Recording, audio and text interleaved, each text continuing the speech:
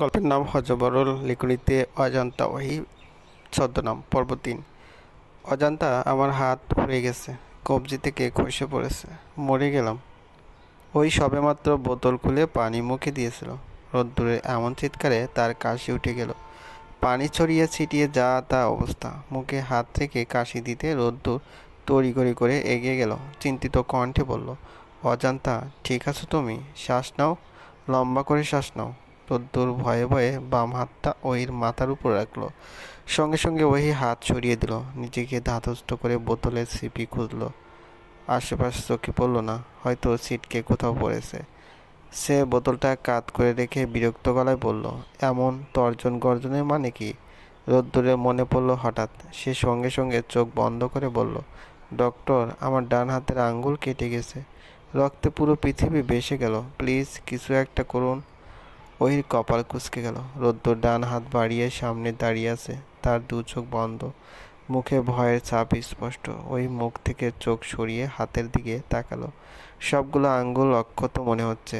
রক্ত তো দূরের কথা, কাটা ছেঁড়ার চিহ্ন পর্যন্ত চোখে পড়ছে না। সে আর এক নজর গভীর দৃষ্টি নিক্ষেপ করে বলল, আপনার রক্তে পুরো পৃথিবী ভেসে যাচ্ছে, অথচ আমি বাঁচছি না কেন? এক ফোঁটা রক্ত তো চোখে পড়ছে না। সে কি প্রচণ্ড জ্বালাপোড়া করছে।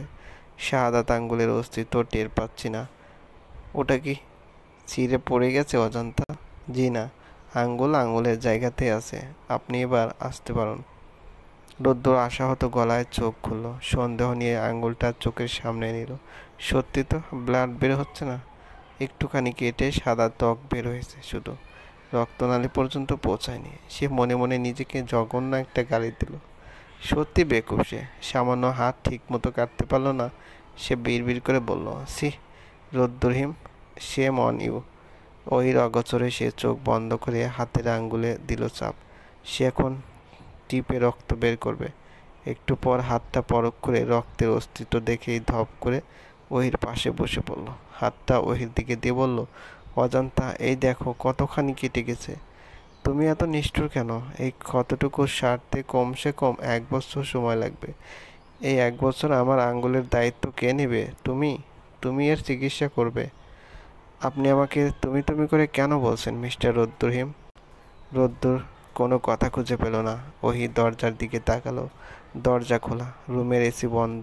মোখলেসুর রহমান নামের সেই অ্যাটেন্ডেন্টটা 13 নম্বর কেবিনের এসি বন্ধ করতে গিয়ে সমস্ত ট্রেনের স্পেশাল কেবিনগুলোর এসি বন্ধ করে দিয়েছে। এতক্ষণ শীতের জন্য কেবিনে থাকা যাচ্ছিল না, যার দরুন শীত নিবারণের জন্য সে এতক্ষণ অ্যাপ্রন পরেছিল। এখন আবার গরমে থাকা যাচ্ছে না। অ্যাপ্রনটা গায়ে থেকে খুলতে নিতে রোদ্দুরকে দেখে থেমে গেল ওহি। এক পলক তার দিকে চেয়ে বলল, বেরিয়ে যান রুম থেকে। রোদ্দুরের গলা খুসখুস করছে। ওহিকে ইমপ্রেস করার জন্য যত ধরনের কথা সাজিয়ে রেখেছিল সব ভোলাটাইলের মতো নিঃশেষ হয়ে গেছে। সে আর কথা খুঁজে পাচ্ছে না। তাছাড়া মেয়েটার থেকে এতটা দূরত্ব বজায় রাখার পরও বুকের ভিতর ঝড় উঠে গেছে। সে লম্বা করে নিঃশ্বাস ছেড়ে বলল, অজান্তা, তোমায় তুমি করে বলাতে রেগে গেছো? এটা কি রাগার জন্য যথেষ্ট নয়? অবশ্যই যথেষ্ট। অতিরিক্ত তুচ্ছ কারণে তোমার রেগে যাওয়ার অধিকার আছে। কিন্তু একটু শোনো, তোমায় মাই ডিয়ারটাই ভাবি, সেজন্য তুমি করে বললাম। তুমিও আমায় তুমি করে বলতে পারো। এই তোমার সাদা অ্যাপ্রন ছুঁয়ে বলছি, আমি রাগ করব না।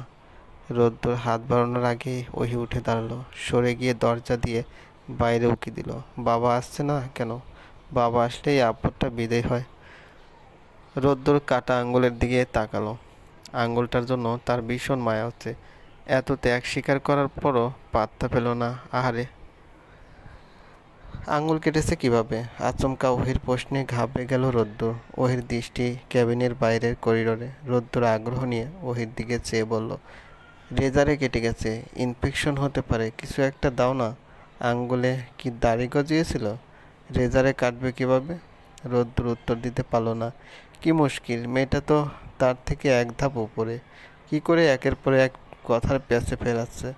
ওই দরজা থেকে সরে এসে নিজের ব্যাগ খুললো। তুলোতে একটু অ্যান্টিসেপটিক লাগিয়ে সামনে রাখলো। একটা ওয়ান টাইম ব্যান্ডেজ বের করে রোদ্দুরের দিকে বাড়িয়ে দিল।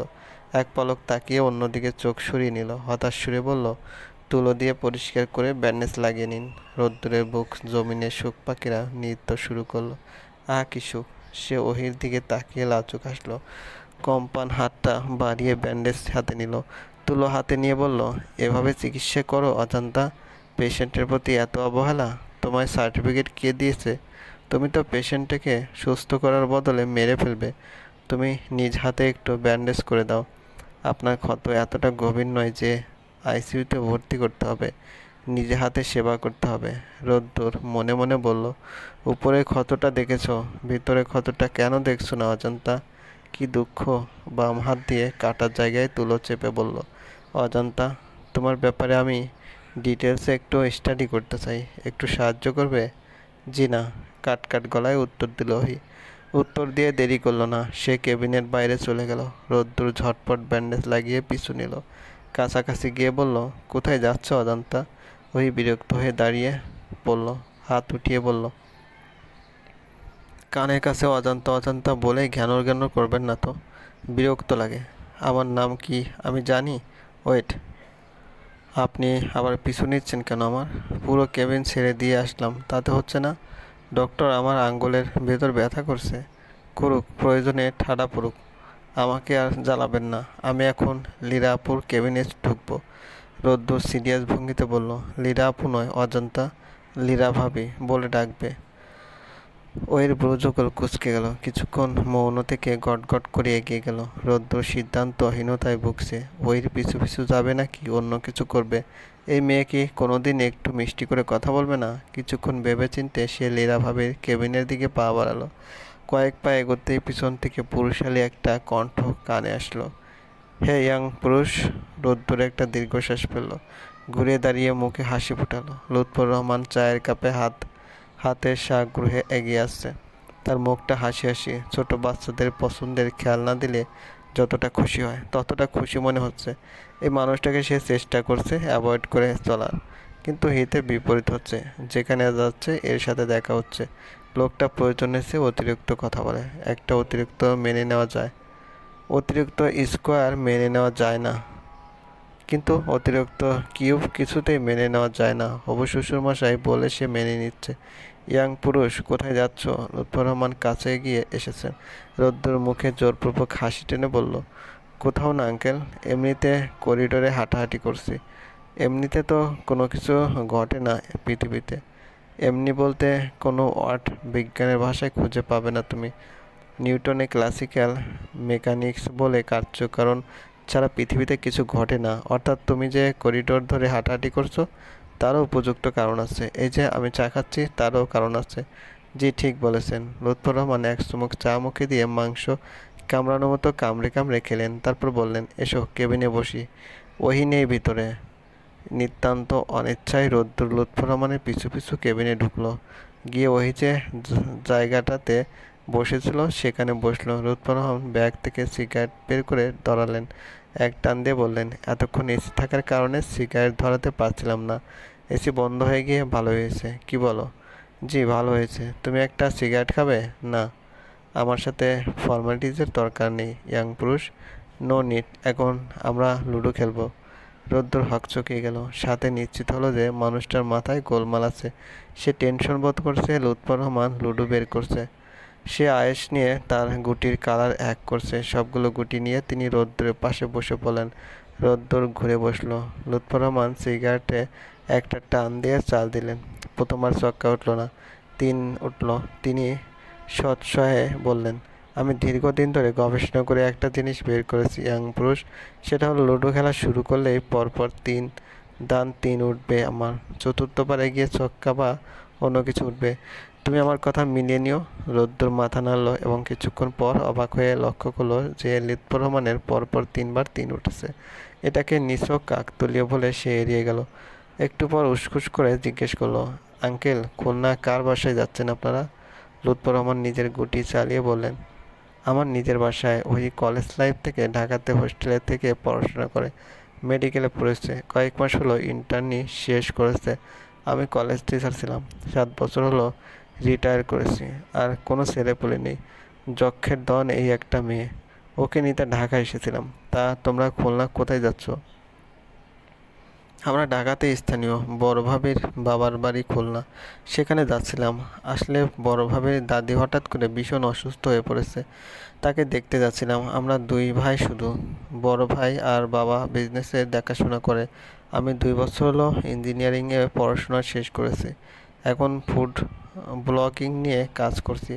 আমার বাবার রেস্টুরেন্টের বিজনেস। ফুড ব্লগিংয়ের ব্যাপারটা রোদ্দুর মিথ্যে করে বলল। আজকাল বেকার মানুষ কেউ পছন্দ করে না। শুরুতেই সে বেকার বললে তার সম্পর্কে খারাপ ধারণা পোষণ করবেই নি। রোদ্দুর আরও কিছু বলতে চাইল, কিন্তু বুঝতে পারল লুৎফর রহমানের আগ্রহ নেই, তাই সে থেমে গেল। সে চুপ করতে লুৎফর রহমান মুখ খুললেন। রোদ্দুরে পাকা গুটি শেষ মুহূর্তে খেয়ে দিয়ে প্রসন্ন হেসে বললেন, ট্রেনে একটা সমস্যা হয়েছে বুঝলে। কী সমস্যা? এই ট্রেনে একজন সেলিব্রিটি মানুষ যাচ্ছে, ইয়াং জেনারেশনের মধ্যে, যাকে নিয়ে সবসময় তুমুল হইচই আর বাড়াবাড়ি রকমের আধিক্যেত হয়। কার কথা বলছেন আঙ্কেল? আরে চিত্রনায়িকা।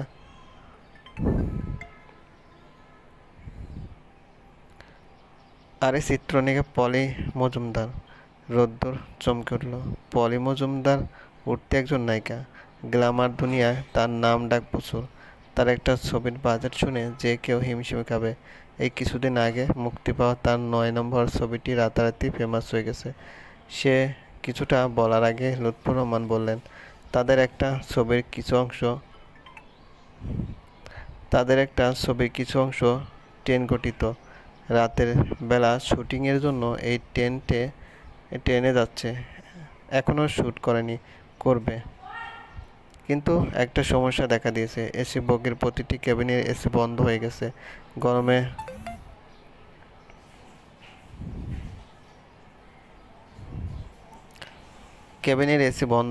গরমে নায়িকার অবস্থা নাজেহাল। শুরু করেছে চিল্লাপাল্লা। প্রযোজক, ক্যামেরাম্যান, স্টাফ সবার অবস্থা খারাপ। রোদ্দুর খেলায় আর আগ্রহ পাচ্ছে না। ওহির খোঁজ নিতে হবে। শুটিংয়ের কিছু দৃশ্য দেখতে মন চাচ্ছে। সে এলোমেলোভাবে খেলে গেল। কিছুক্ষণের মধ্যে জয় হলো লুৎফর রহমানের। লুৎফর রহমান মন খুলে হাসছে। রোদ্দুরের মুখেও হাসি ফুটে উঠল। মানুষটার হাসি দেখতে তার ভালো লাগছে।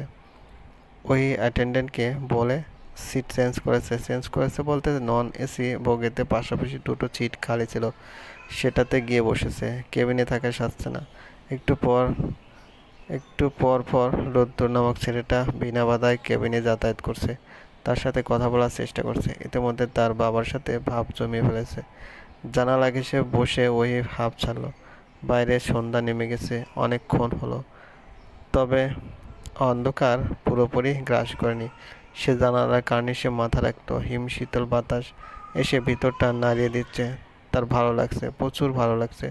দপ করে পাশের খালি সিটে কারো বসার আওয়াজ হলো। ওই বিরক্ত নিয়ে তাকাতে চমকে গেল। রোদ্দুর এসে বসেছে। তাকে এত ভিড়ের মধ্যে খুঁজে বের করলো কী করে?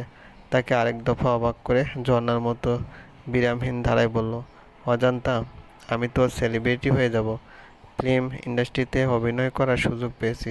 আমার এখন টিভিতে দেখাবে মানে? আজ রাত 9টায় সামনের স্টেশনে ট্রেন থামবে, সেখানে ছবির শুটিং হবে। নায়িকা হলো পলি মজুমদার। সেখানে একটা অংশে আমি অভিনয় করব। ডিরেক্টর আমার আগ্রহ দেখে খুশি হয়েছেন। প্রথমে তিনি আমাকে ছোট্ট একটা রোল দিয়েছিল, নায়িকার পাশ দিয়ে হেঁটে যাওয়া। এখন একটা বড় রোল পেয়েছি। স্টেশনের নায়িকা সানগ্লাস চোখে দিয়ে দাঁড়িয়ে থাকবে, তার পাশের ট্রলিটা নিয়ে আমি দৌড় শুরু করব। নায়িকা পিছন পিছন দৌড়াবে।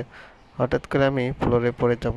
এর মধ্যে নায়িকা আমাকে ধরে ফেলবে এবং চুরি করার অপরাধে একটা থাপ্পড় দেবে। আপনি সত্যি সত্যি চোরের ভূমিকায় অভিনয় করবেন এবং থাপ্পড় খাবেন? চলবে। গল্পটি ভালো লাগলে অবশ্যই লাইক করবেন, কমেন্ট করে জানিয়ে দেবেন। ধন্যবাদ, ভালো থাকবেন।